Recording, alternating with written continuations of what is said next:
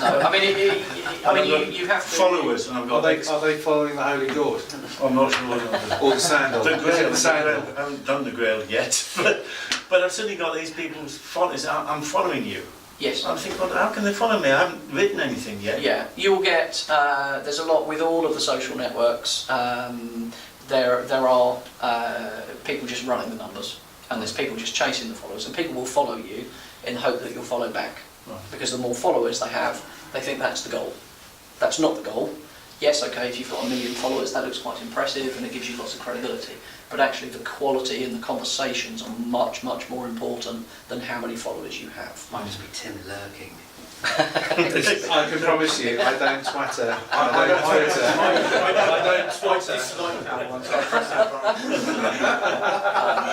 I probably should do one of you, but I don't. So again, and I do have a 28-year-old girlfriend. It's mostly about the conversation. So again, I'll give you a breakdown at the end of kind of the day-to-day habits on all of them, and it applies across the board. But Twitter is great for obviously tweeting updates, telling people what you're up to, sharing pictures. Again, will get quite a lot of impact. But it's more about building those relationships. So in each of the social networks, it's no different to what you're doing here today. You're meeting these people, you'll meet them again in a month, and again in a month, and again in a month, and over a period of time you'll gain more trust amongst you, and it will be second nature to go, oh yeah, you should talk to Tim, or Peter, or whoever else around. And that's the same with Twitter, except that it happens online, on Twitter, and you know, from Twitter actually, we run some events similar to this, where we've got people from social media to come to the events. And in fact, I think when you and I met at Old Thorns, that had come off the back of a Twitter conversation, or a number of them that had happened over a 6-month period. I got asked to speak there, and I met David, and somebody else had mentioned me that morning, funnily enough, if I remember rightly. That's right. But Twitter was part of that created that environment in the first place.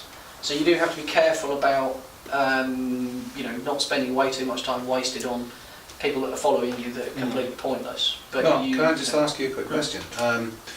The overriding sensation, I mean, if you ask most people who are in LinkedIn, who are in business, they perceive Facebook and Twitter as being almost dangerous, as being, you know, potential to be misrepresented, to have people say nasty, untrue things about you, if, you know. Yep.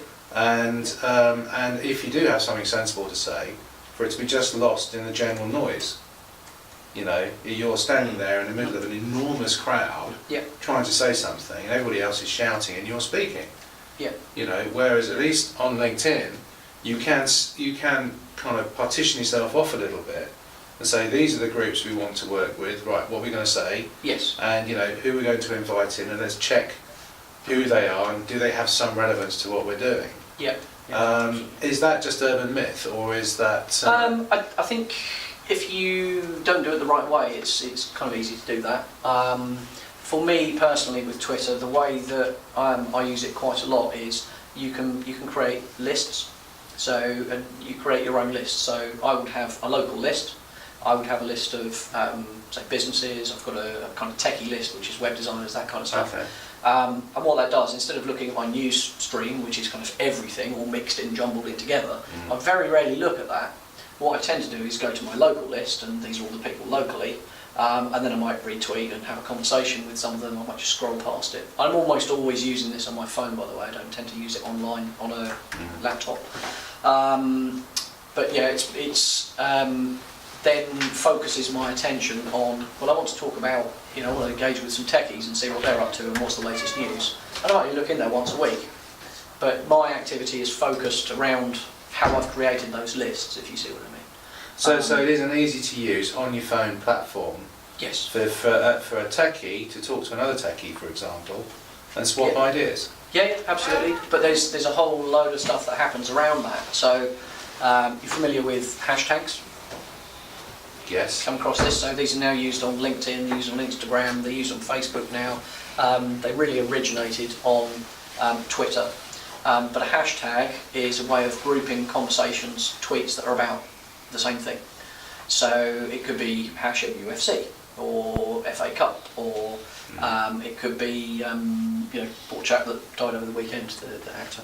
Forgot his name already. Yeah. It's not dreadful, isn't it? I forgot his name already. But yeah, it's, yes, Philip Seymour Hoffman. So you'll get things like RIP Hoffman, that's a hashtag, and you'll find that trends. But also, and this is a great one to do, it's Tuesday, it is Tuesday, isn't it? This evening on Twitter, every Tuesday between 8 and 9 PM, there's a whole bunch of us that do Hampshire Hour. So the hashtag is Hampshire Hour. And what you get is lots of Hampshire businesses that all are on Twitter at that time every week. There's also Dorset Hour, Wiltshire Hour, there are a whole bunch of them. But Hampshire Hour, you'll find that it's a lot of the same people every week, and you get to know the people rather like you would at this event. So you build up relationships over a period of time. So you'll kind of tweet, how's everyone doing? How's Hampshire Hour? I'm really well, how are you? How's Hampshire Hour? And then you get 2 or 3 people mentioned in the comment, and there'll be a whole conversation thread.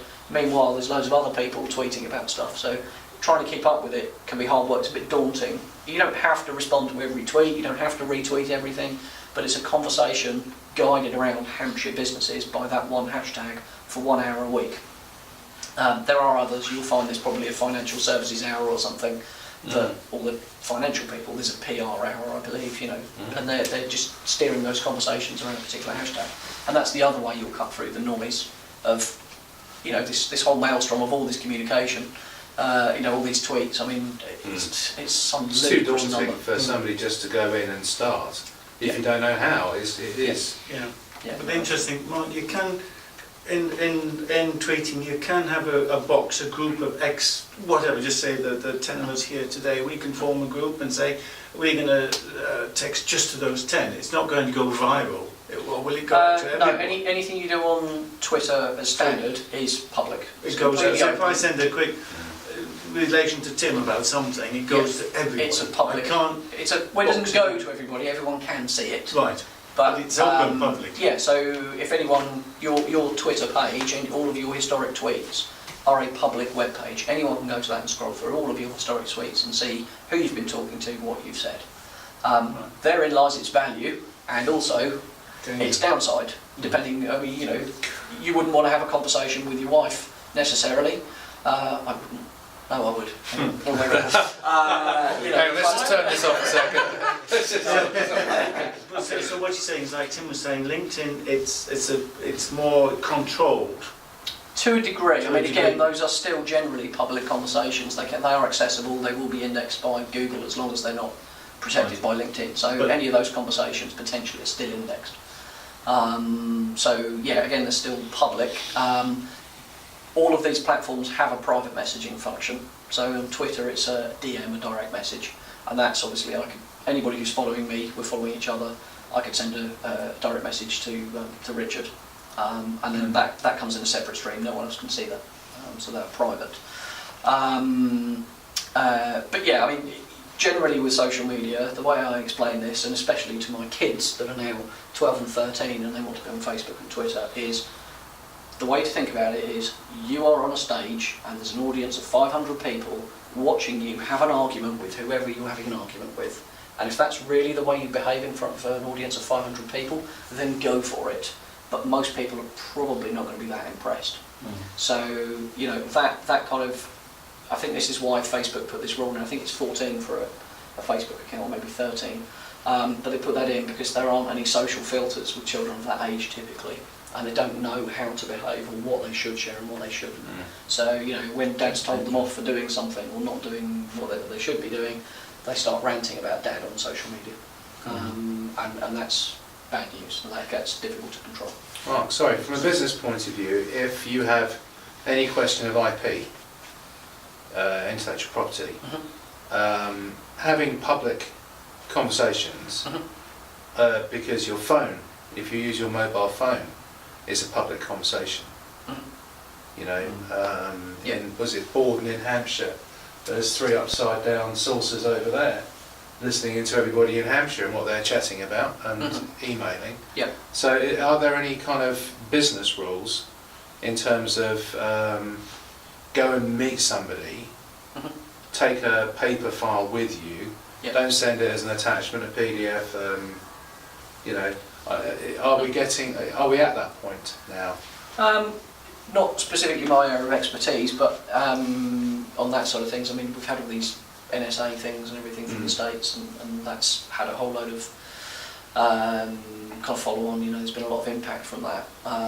Partly the data that Google gives us has been limited, and one of the reasons cited as potentially why they've done that is the whole NSA thing.